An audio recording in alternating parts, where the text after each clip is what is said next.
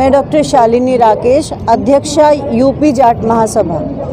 शालिनी जी, आज आप किसानों के धरने पर पहुंची हैं जी, क्या लग रहा है, धरना जारी रहेगा और क्या आप लोगों की रणनीति आगे? धरना जारी रहेगा। धरना जब तक कि ये काले कानून सरकार वापस नहीं ले लेगी, सरकार को अपनी हठधर्मिता तोड़नी होगी।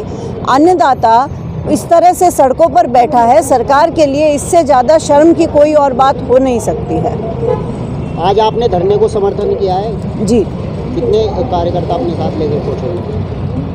वो हमारा जो 22 जिलों में हमारा संगठन काम करता है, 22 के 22 जिलों के अंदर हम अपना समर्थन जो है वो जो किसानों का धरना है उसको दे रहे हैं। अच्छा, क्या क्या रणनीति आपने बनाई है धरने को सफल बनाने के लिए? धरने को सफल बनाने के लिए जितने भी लोग ज़्यादा से ज़्यादा धरने से जुड़ते रहेंगे वो अच्छा है। और हम ये चाहते हैं कि सरकार जो है वो सिर्फ जो कानून हैं उनको वापस करने पर जोर दे। हमें समझाने बुझाने का सरकार को कोई काम करने की आवश्यकता नहीं है। और जो सरकार हमें बार बार दे रही है कि नहीं हम वार्ता के लिए तैयार हैं, अरे आप वार्ता क्यों करना चाहते हैं? वार्ता करने के लिए बार बार आप विज्ञान भवन जाने की बातें क्यों करते हैं?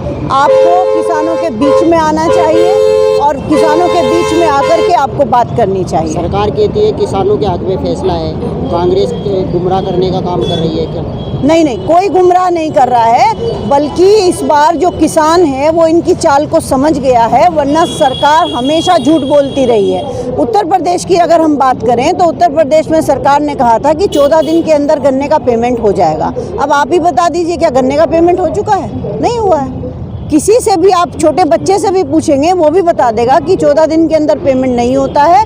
हमें तो लगता है कि इसी तरह से जो गेहूं है, गेहूं का भी हमें सही रेट नहीं मिलता है। धान जो पहले किस रेट पर जा रहा था, आज जो MSP है उससे कितना कम जा रहा है। सरकार मंडियां ख़त्म करने की बातें क्यों करती है? मंडियां के अंदर जो कमी थी उनको निकालना चाहिए। ये तो आप चोरों को हटा करके डकैते को ला रहे हैं। आप कारपोरेट फार्मिंग करना चाहते हैं। कारपोरेट फार्मिंग में क्या होगा? किसान का तो नुकसान होगा।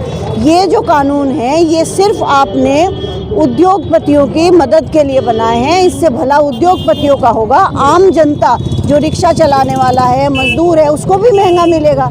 इसका वही हश्र होना है जैसे जियो ने किया था। जियो ने क्या किया कि शुरू में फ्री डेटा दिया, आज तो फ्री डेटा नहीं मिलता है, इनकमिंग के भी पैसे लिए जाते हैं, वैलिडिटी भी अब पैसों से मिलती है। इसी तरह से किसान का होने वाला है। धरने में बता रहे थे जियो के कट्टे वायरल हो रहे हैं जो सोशल हाँ, मैंने देखा।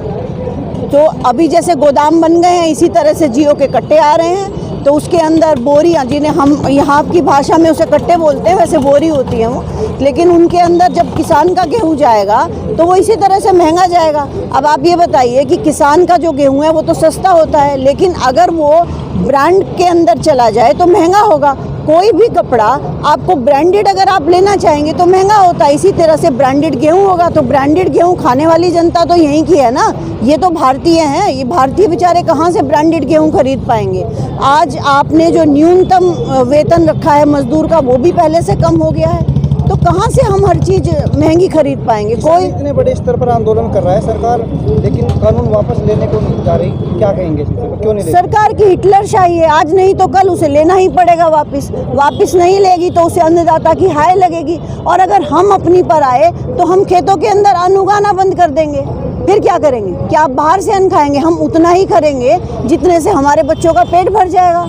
अपने लिए अन्न उगा लेंगे। क्यों उगाएं हम दो लोगों के लिए अगर हमारी सरकार बात ही नहीं सुनती है? अगर सरकार आपकी बात नहीं मानती तो क्या होगा? सरकार हमारी बात नहीं मानती है तो अभी हमने उपवास करने शुरू करे हैं। इसी तरह से अनशन पर आपने धरने में एक बात कही थी कि अगर किसान खेतों में अन्न उगा सकता है तो बंदूक भी उगा सकता है, क्या तात्पर्य है?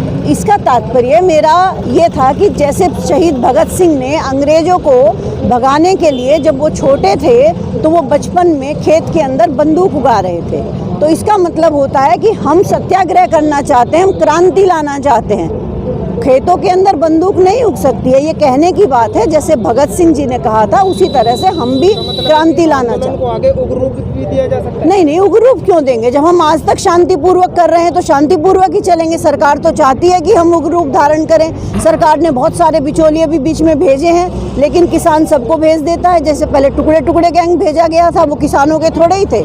सरकार किसी को भी भेज देती है। सरकार तो आंदोलन को कुचलना चाहती है, लेकिन इस बार तो अमित शाह की सारी धूर्तता फेल हो चुकी है।